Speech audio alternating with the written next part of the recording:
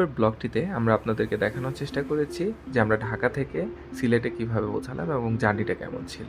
আজকের এই পর্বটিতে আমরা আপনাদেরকে দেখাবো যে সিলেটের কোন কোন পর্যটন স্থানগুলো আমরা ভ্রমণ করেছি। তো সিলেটের প্রবেশের প্রথমেই আমরা মালনীছড়া চা বাগানে প্রবেশ করি। সিলেট শহরের ভেতরেই মালনীছড়া চা বাগান রয়েছে। এটি মূলত দর্শনের জন্য আমরা এখন যাচ্ছি। রাস্তার দুই পাশের যেই পাহাড় এবং পাহাড়ের মাঝখানে যেই চা বাগানগুলো আছে সেগুলো আমাদেরকে অত্যন্ত মুগ্ধ করেছে। আশেপাশের সৌন্দর্য এতটাই বিমোহিত করেছে যে আসলে ব্লগ না করে থাকতে পারলাম না। তো কিছুক্ষণের মধ্যে আমরা মালনীছড়া চা বাগানে প্রবেশ করব। মালনীছড়া চা বাগানে প্রবেশ করা মাত্রই আপনাদেরকে এর ইতিহাস এবং অন্যান্য বিষয় সম্পর্কে স্পষ্ট ধারণা এবং ব্যাখ্যা দেওয়ার চেষ্টা করব। ইতিমধ্যে আমরা সবাই রওনা দিয়ে দিয়েছি।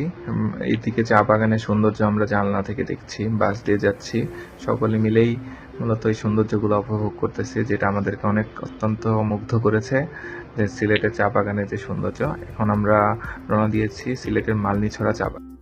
ইতিমধ্যে আমরা পৌঁছে গেছি সিলেটের মালনীছড়া চা বাগানে। তো আমরা দেখতেই পাচ্ছি সবাই বাস থেকে নামছে। নীরু ম্যাম, বিমান স্যার, এদিকে শান্ত স্যার আছেন আমাদের চেয়ারম্যান, এদিকে মোহামিনুল আমাদের জুনিয়র, তারপর প্রত্যয়, তারপর দিবা, তারপর মৈত্রী ম্যাম, এর পাশাপাশি মৈত্রী ম্যামের মেয়ে, তারপর আমাদের জুনিয়ররা, কয়েকজন জুনিয়র, তারপর আমার বন্ধু কামরুজ্জামান, তারপর শামিমা ম্যাম, তারপর ফারজানা, বান্ধবী ফারজানা, এরপর বান্ধবী সাফিয়া, তারপর ফারজানা আক্তার, তারপর আমাদের কিরণ স্যার, এরপর আছেন আমাদের বান্ধবী মনা, হাই দেখালেন, এরপর তানজিলা, তারপর শারমিন, তারপর মাইশা।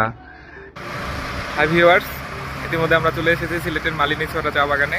তো দেখতে থাকুন আজকের এই ব্লগ। এই কি অবস্থা!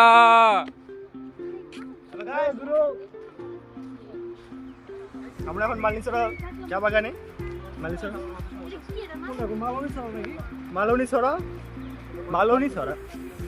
গাইড আমাদের 10 মিনিট টাইম দিয়েছে, তাই দৌড়াদৌড়ি করতেছি। মোটামুটি চা বাগান হলো সিলেট জেলায় অবস্থিত একটি চা বাগান। এটি উপমহাদেশের সবচেয়ে প্রাচীন চা বাগান। মালনীছড়া চা বাগান বাংলাদেশ তথা উপমহাদেশের বৃহত্তম এবং সর্বপ্রথম প্রতিষ্ঠিত চা বাগান।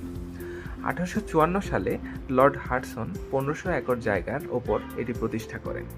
এই চা বাগানটি সিলেট আন্তর্জাতিক বিমানবন্দর থেকে স্বল্প দূরত্বে অবস্থিত।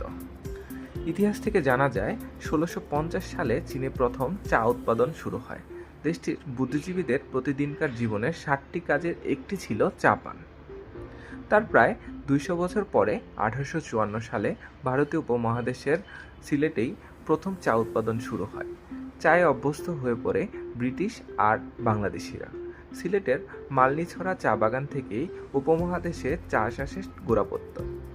এরপর 1.5 শতাব্দী মালনীছড়া বহু ইংরেজ, পাকিস্তানি ও বাংলাদেশি ব্যবস্থাপকের হাত ঘুরে 1988 সাল থেকে এখনও ব্যক্তিগত মালিকানায় রয়েছে। শ্রীমঙ্গলকে চায়ের দেশ বলা হলেও সিলেটের এই চা বাগান থেকেই চা চাষের গোড়াপত্তন, যা এখন ইতিহাস ও ঐতিহ্যের অংশ।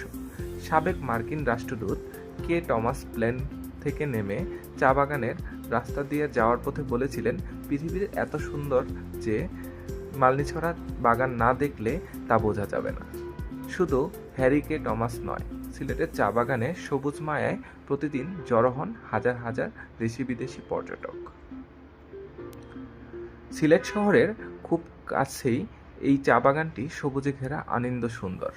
প্রায় 2500 একর ভূমিসত্ত্ব সীমানায় উঁচু নিচু টিলার পর টিলায় ভরা এই চা বাগানটি রয়েছে 1200 একর জমি, রাবার আবাদের জন্য 700 একর জমি এবং কারখানা, আবাসন, বৃক্ষ, বনজঙ্গল জুড়ে বাকি জমিটুকু রয়েছে।